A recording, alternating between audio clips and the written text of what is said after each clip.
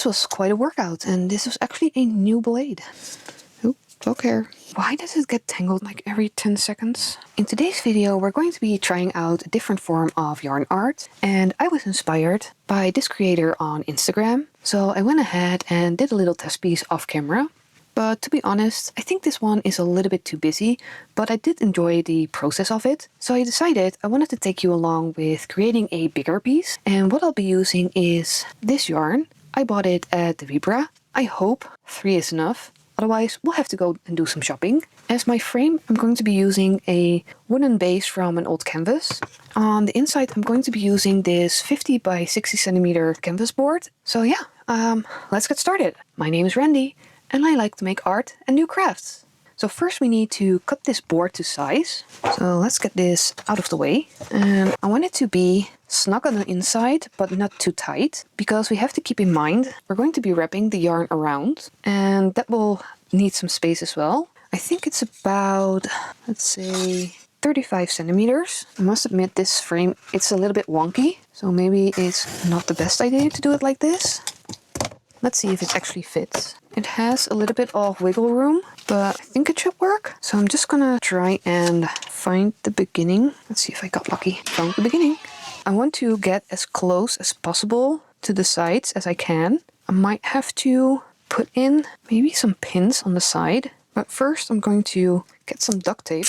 And I'm just going to tape this beginning here like that. And now I'm going to put some push pins into the middle, like so. There's a little edge sticking out. So if I put a couple, probably one here, like so, I can push this all the way up to that edge, and it's not going to go over because it's held back by the pins. And I'm just going to start winding it around. So you don't want it to be like this. You want it to look like that. So you scoot it over, and well, that's the beginning. I'm gonna fill this whole board and we'll go from there. So I finished the first ball of yarn, and it's a little bit over half, and that's with doing both sides. But first I need to get more yarn and try and find the same color. Hopefully I can. I also want to tell you the reason why I'm using 100% cotton. That's because it stretches less or almost not at all, and that makes it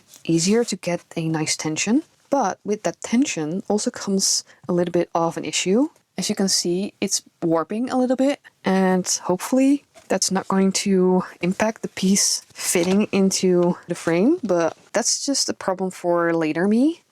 Let's first try and find that yarn.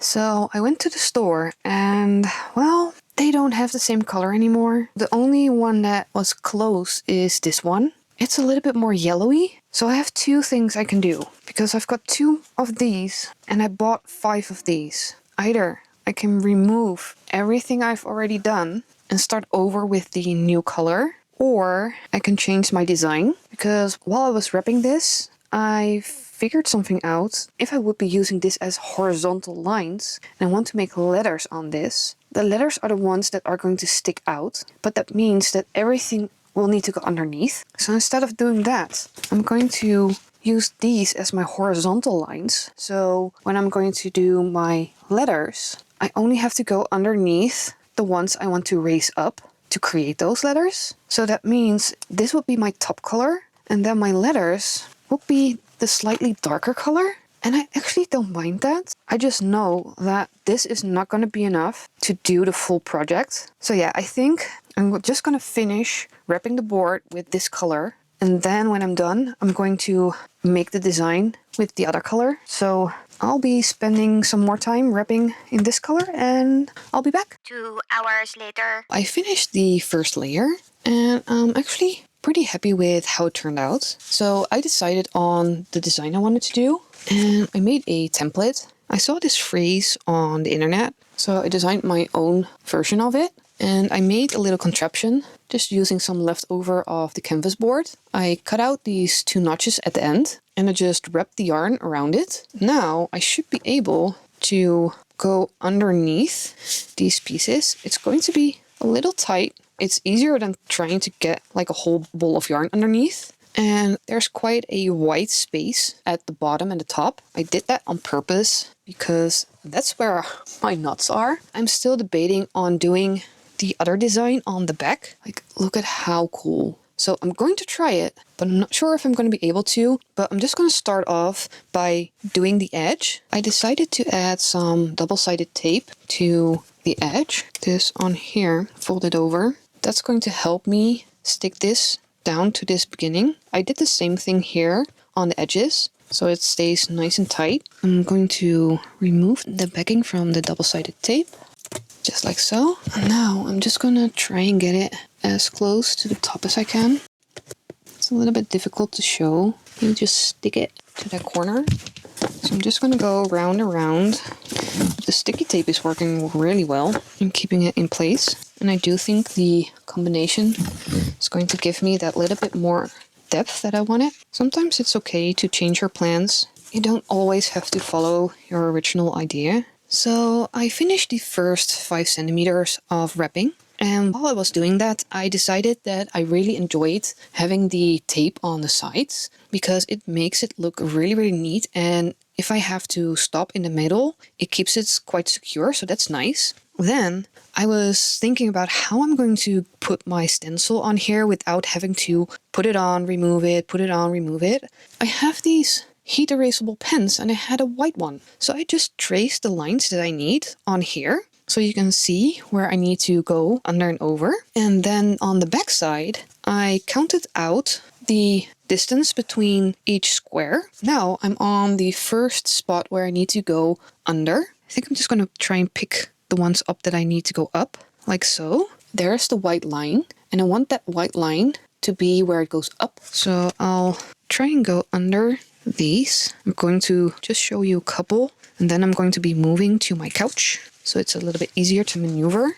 So again, with the N, I'm just going to pick up where I marked it with the white. So right here, you can see there's a little curve. So I'm going to pick up where the curve starts at that spot. Then the next row, I'm going to pick up 2 more. That way we're going to make that curve.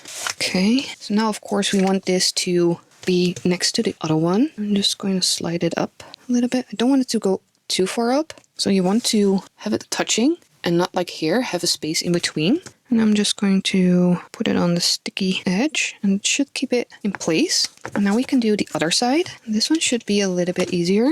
So I'm just going to pick up the ones that I marked. Let's see if I can do more than one. Probably not the best idea because it's putting a lot of tension on the yarn. So one more. So the square design is going to be a lot easier to do than the letters. But I really wanted to do something that I haven't seen anybody else do. And I'm probably not going to bore you with a lot more and pick up the camera somewhere in the middle to show you how it's looking. Hopefully this is a clear enough explanation on how to do this. So I've been working on this for 2 days. I'm just going really, really slow. And this is how far I've gotten. I'm almost halfway done. But this is the side with the letters.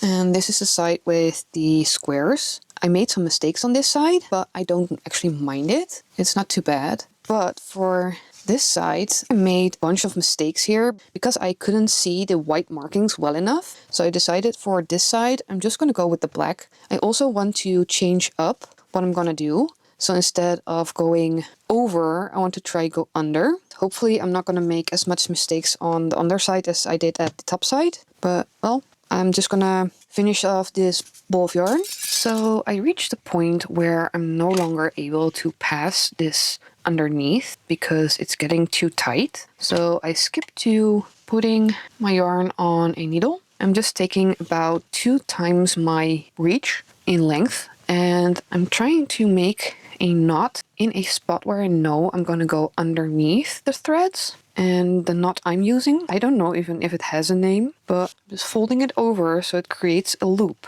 Then I'm going to take my end, put it through the loop, go behind the loop, like so. Then I'm going to go through the loop again. It looks something like this. Then I pull it tight.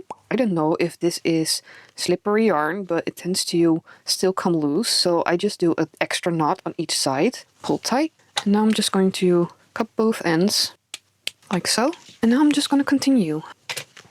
I'll just pull it tight, move it up, stick it to the sticky tape on the side. And that knot is just completely hidden underneath. But I'm just gonna continue weaving, just following my lines. So it's not as fast as using the piece like this, but it still gets the job done. And keep in mind, this is quite a big piece I'm doing, so probably do something smaller. Just changing over to the other side. And I'm just gonna keep doing this till I reach the end. So I'll be going back to my couch and finishing off the rest, and I'll show you when it's done. So I finished my piece, and as you can see, it still fits in its frame, but as you can also see, it's a little bit too much beige. So what I'm gonna do is I'm going to add a layer of petrol. I'm going to try and do a thin coat because I still want to see the grain. I really like how the lettering turned out, and I'm glad I switched it up. It just gives it that little bit of extra. I'm also really hoping that my marks are going to go away with some heat. But yeah, I think it's going to look really good. It's going to still be reversible. Normally, when you have a frame, it has these slots in the corners, and you put these in like so. That way it holds the frame at a certain angle. But I'm going to use them to put them in here. I'm gonna create kind of a shelf where the canvas is going to sit on. And that way it will still be easy to get out, but it still has something to sit on. I'm going to paint this, and then it's time for a final reveal. So here's the final result, and I'm really happy with it. As you can see from an angle, it's so clear what it says. And I think painting the frame worked out really well. You can still see the grain. I just did a wash of the blue, and then I took a wet cloth and just took the majority off. And I actually like this side as well. I didn't expect it to come out looking this well. The only thing is the bowing of the canvas is quite severe. So probably if you do this, just make it one-sided and pick a design you like. But yeah, I'm really happy with how it turned out. I do prefer this side. So I'd love to know what your thoughts are on this piece and if you're going to try it yourself. But for now, I want to thank you for watching, and I'd love to see you in the next one. Bye everyone! So I think I might have to redo the whole thing. It bowed out so far, like I can put my whole hand in there. These things, to do it on camera, it just adds a whole another level of difficulty. If you can make it complicated, why not? I'm just kidding. There's something while crafting that you really need, and that's patience.